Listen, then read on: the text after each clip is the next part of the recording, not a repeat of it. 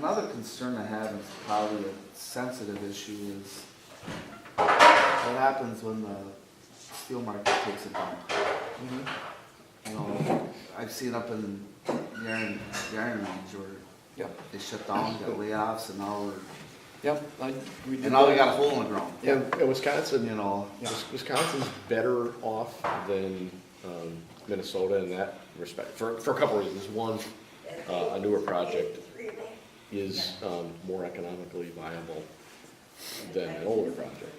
But also, the way the tax structure is in Wisconsin on mining, this is something we were talking about at the last place, but Wisconsin applies more of like an income tax sort of to it.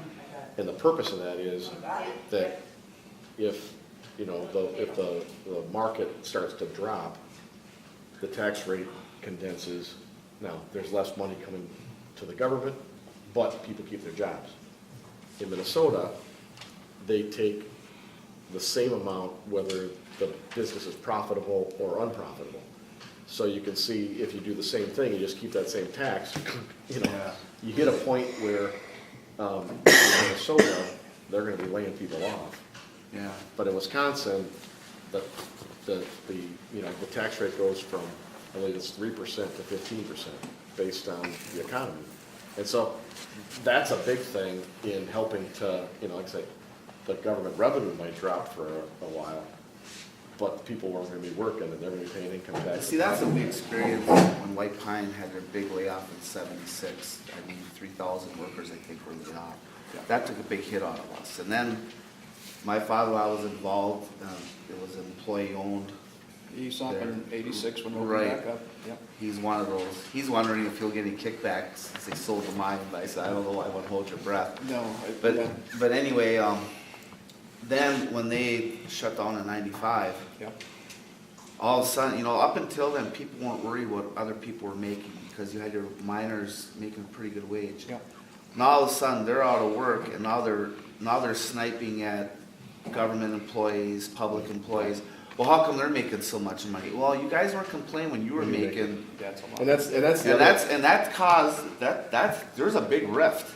Oh, I haven't seen that riff. There's a big rift between the people, that were laid off and the people that, weren't, making that money. Now they're looking at the public employees. Now there's a rift. If you're a public employee, you don't say that you are, because there's a rift there, and that's what I'm scared of. If we get this mine going, and all of a sudden she shuts down. We got this big hole in the ground, and now we got the same thing. We got a bunch of people are very upset that they're laid off, and now you're just causing the combativeness. Yeah. there's two other kind of factors around here that are going to impact that. One is the infrastructure investment. When you add projects in places that already have the mining and things, the infrastructure is there. Here, the infrastructure is going to have to be added in terms of upgrading the electrical system, upgrading the fiber optics, upgrading the rail, all those kinds of things.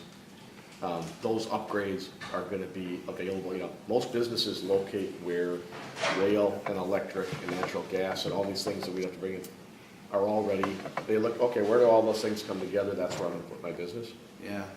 Mining is different, where you have to say, okay, this is where we have to mine. Now we have to make sure we bring in those things. So that has benefits to everybody else and other economic, the rest of the economy. But the other thing is that the taxes that get paid, most of that comes back and gets invested locally in building up the economy. So if the mine operates for 35 years, all during that 35 years, these investments are coming in, and you can put in the industrial park, you can put in the healthcare systems, and you have millions of dollars of investment in all those things over the years. And the idea is that's your seed money that grows the economy, instead of where you become reliant on one industry, and then when you rise and fall with that one industry.